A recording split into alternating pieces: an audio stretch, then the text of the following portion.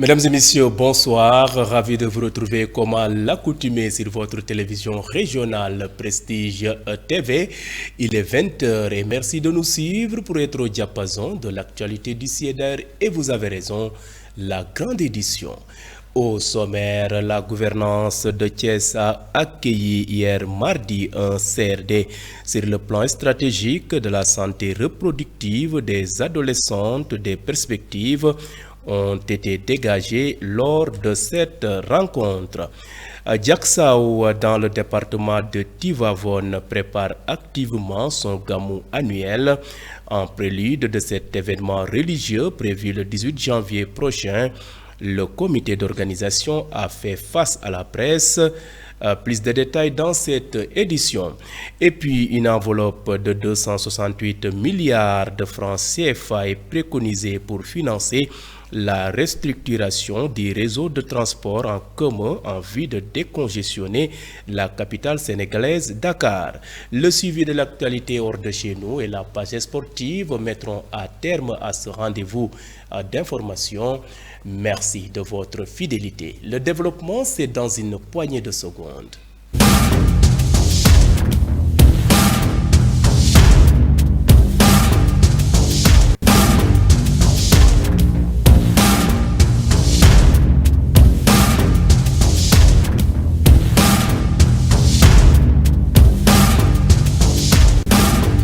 Bienvenue, je vous le disais en titre, poser des stratégies pour contribuer à réduire la morbidité et la mortalité au Sénégal et tout le sens que l'on peut donner au comité régional de développement qui s'est tenu hier mardi à la gouvernance de Thiès. L'objectif porté sur la dissémination des plans stratégiques de la santé reproductive maternelle, néonatale et infantile des adolescents et des jeunes de la nutrition 2024-2028 et du plan d'action national et budgétaire de la planification. Pour parler donc, pour plus de détails, écoutons les explications du chef de service régional, du chef de l'exécutif régional, Saher Ndao. Le voici au micro de nos reporters, Mam Biram Sissegei et Ousmane Diallo. Aujourd'hui, on était là pour partager sur deux plans. Le plan stratégique de la santé et de la reproduction, mais aussi le plan d'action budgétisé de la planification familiale. Ces deux plans, quand vous regardez, touchent la santé de la mère et de l'enfant. C'est pourquoi on a voulu partager aujourd'hui, et c'est un plan qui est déjà validé par le ministère de la Santé, mais on a tenu à faire la vulgarisation au niveau des régions, pour que chaque région, surtout pour ce qui nous concerne Thiès, qu'on puisse tirer la quintessence même de ce qui nous intéresse à ce niveau, pour partager et implémenter toutes les infrastructures, mais toute la population de Thiès.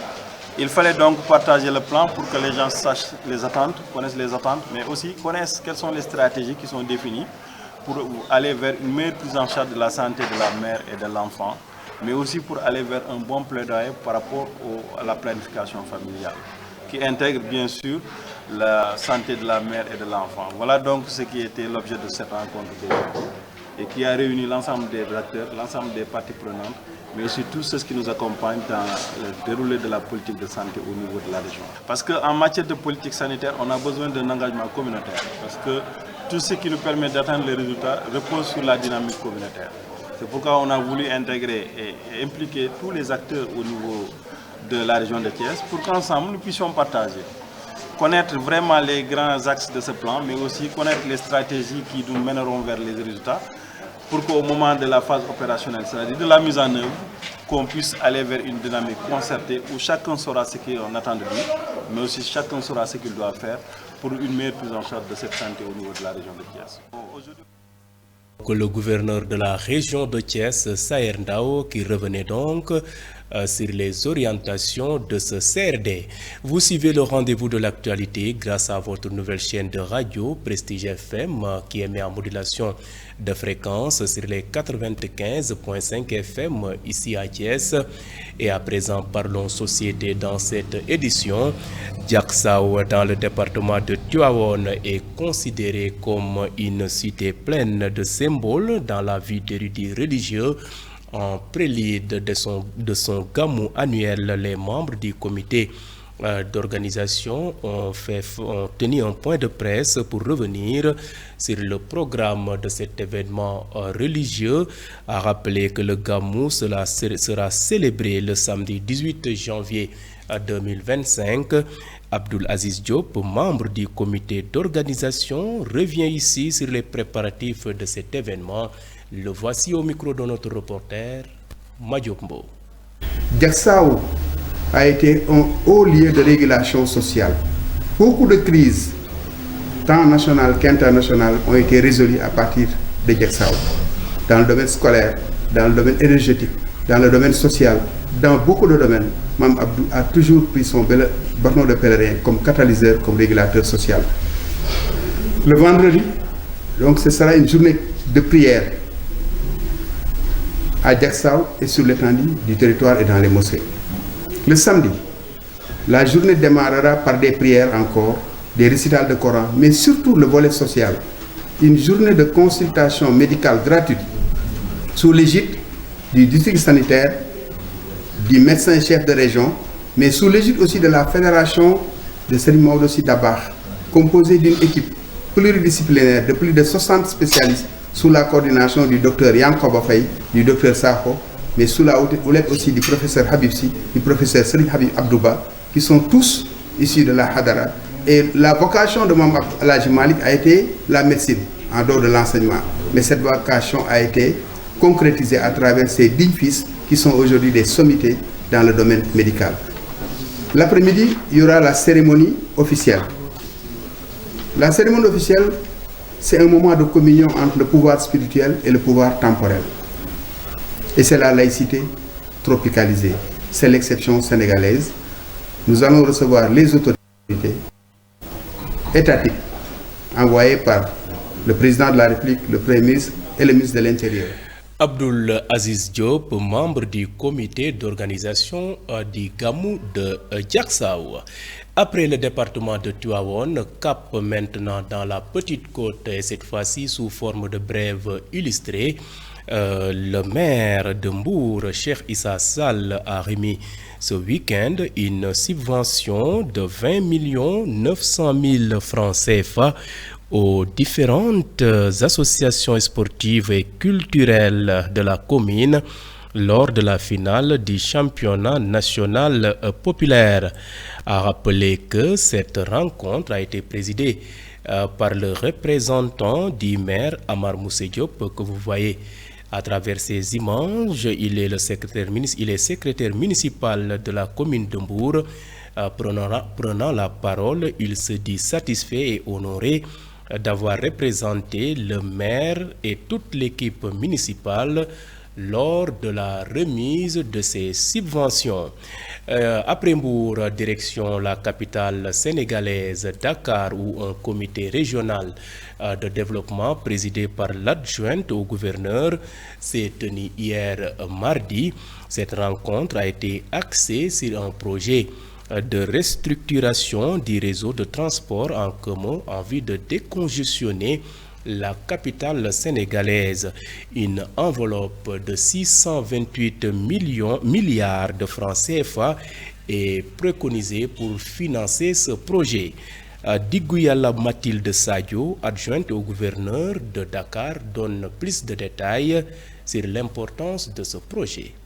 Cette logique de renforcement de la mobilité urbaine que s'inscrit ce projet de restructuration du réseau de transport en commun de Dakar, qui est prévu sur la période de 2023 à 2026 et qui est financé par l'État du Sénégal avec l'appui des partenaires financiers et techniques que je salue au passage.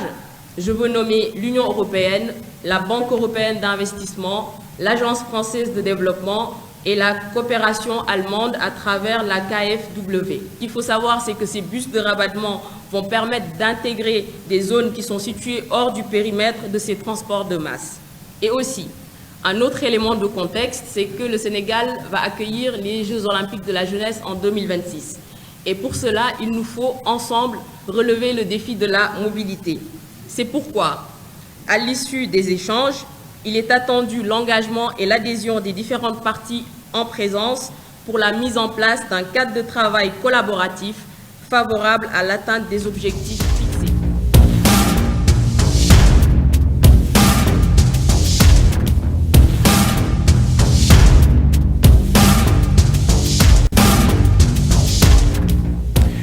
Et à présent, jetons un regard sur les faits marquants de l'actualité nationale de ce mercredi 15 janvier 2025.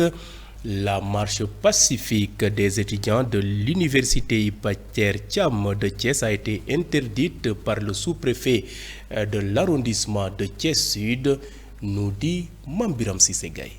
L'actualité nationale, le sous-préfet de l'arrondissement de Thiès Sud a pris un arrêté interdisant la marche pacifique des étudiants de l'université Iba Der Thiam de Thiès prévue ce mercredi 15 janvier 2025. Dans sa décision, le sous-préfet invoque des risques d'entrave à la libre circulation des personnes et des biens ainsi qu'une menace de trouble à l'ordre public. Pour justifier cette interdiction, les étudiants souhaitent organiser cette marche pour protester contre la lenteur observée dans la finalisation et la livraison de plusieurs infrastructures universitaires, notamment un nouveau pavillon de 1000 lits, un restaurant universitaire moderne et un service médical. Par autre chose, la question de la levée de l'immunité parlementaire du député Farba Ngom fera l'objet d'une séance ce vendredi 17 janvier 2025. La procédure pour la levée de l'immunité parlementaire de cet élu a été mise en marche suite à la mise en place d'une commission ad hoc. Cette commission qui a été formée mercredi 15 janvier 2025 et a pour mission de traiter le dossier en profondeur et de préparer le terrain pour la plénière qui se tiendra dans 4 jours. Vendredi, la question sera soumise à l'ensemble des parlementaires qui devront se prononcer sur la levée de l'immunité de Farba Ngom. Si la plénière valide la décision, le député pourrait être soumis à des procédures judiciaires concernant les faits qui lui sont reprochés. Terminons avec le dossier de la levée de l'immunité parlementaire de Farba Ngom. En effet, après la réunion du bureau de l'Assemblée nationale tenue le mardi 14 janvier, une commission ad hoc a été mise en place face à cette situation. Les partisans de Farba Ngom, députés de Takoualo et maire de Agnam, ne comptent pas rester inactifs. Les militants et sympathisants de l'Alliance pour la République APR ont d'ores et déjà annoncé leur mobilisation. Un grand rassemblement est prévu pour le jeudi 16 janvier 2025 à partir de 16h au siège de l'APR situé sur la route de Wakam. Cet événement vise à soutenir le député et à montrer la force de mobilisation de ses partisans. C'était tout pour ces pages de l'actualité nationale.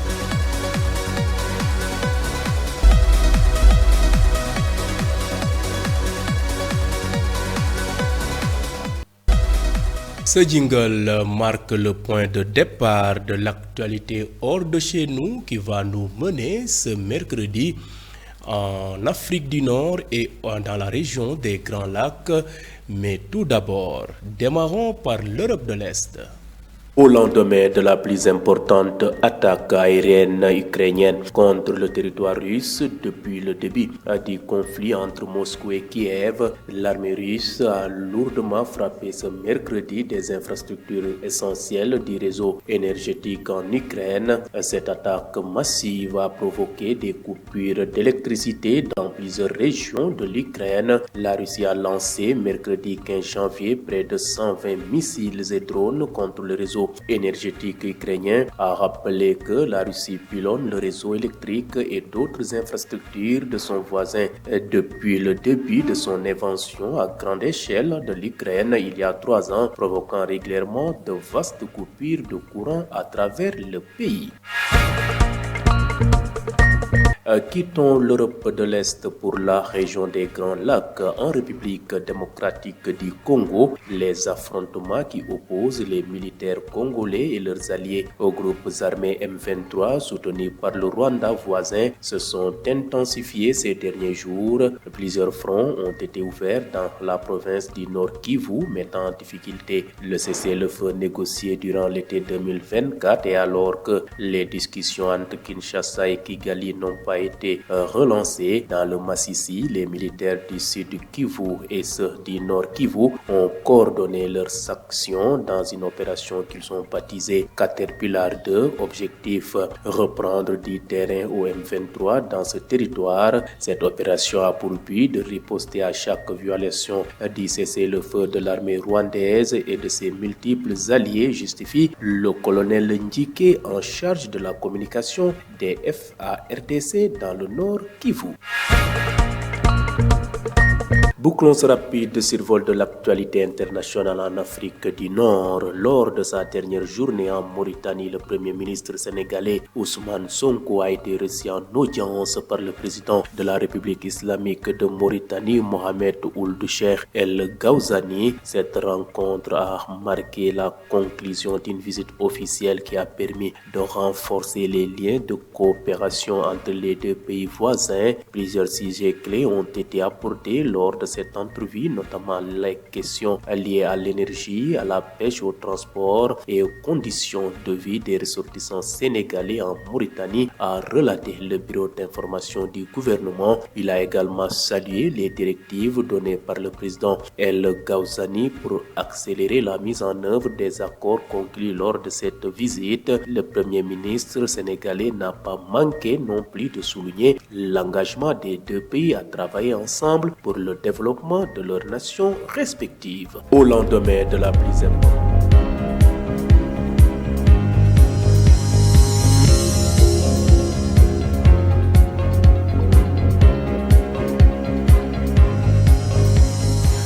Et bouclons cette édition par une note sportive.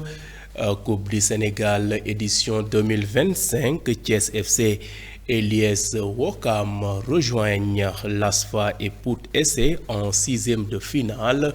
Le suivi de l'actualité sportive de ce mercredi porte la signature de Ibrahima Sarr.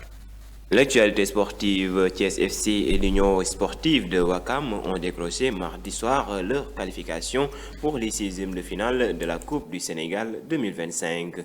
Thiès FC s'est imposé avec brio en battant l'Olympique de Ngor sur le score de 3-0. De son côté, l'US Ouakam a dominé Ndarguedj pour valider son ticket. Plus tôt, l'association sportive des forces armées ASFA et Pout Sporting Club avait également assuré leur passage. L'ASFA a éliminé Ndar Academy Foot 1-0 lors d'un match disputé au stade Albouri Ndiaye de Louga. Pout Sporting Club, pour sa part, a triomphé du club olympique thiessois au tir au but 6-5 après un score de parité, 1 but partout à l'issue du temps réglementaire. Parlons autre chose. Initialement prévu du 1er au 28 février 2025, le championnat d'Afrique des Nations a été reporté au mois d'août 2025 selon un communiqué de la Confédération africaine de football. Cette compétition devait se tenir au Kenya, en Tanzanie et en Ouganda. La CAF note que de bons progrès ont été réalisés au Kenya, en Tanzanie et en Ouganda avec la construction et la modernisation de stades. Toutefois, les experts techniques et en infrastructure de la CAF ont informé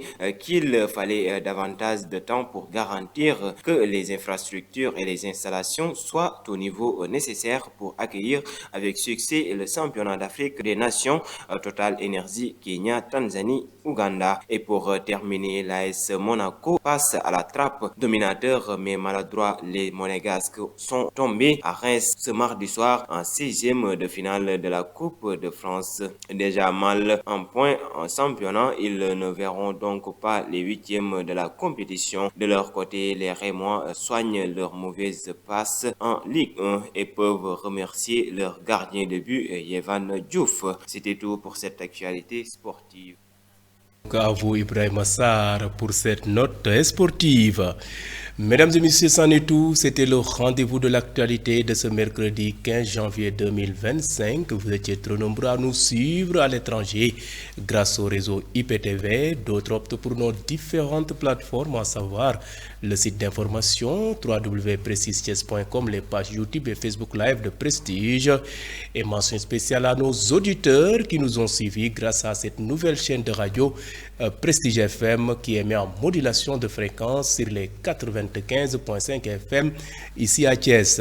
Et gardez la fréquence sur les 95.5. Juste après, Fatou Fall Gueye vous retrouve pour le suivi de l'actualité en Wolof. Merci de votre fidélité à nos programmes et bonne fin de soirée.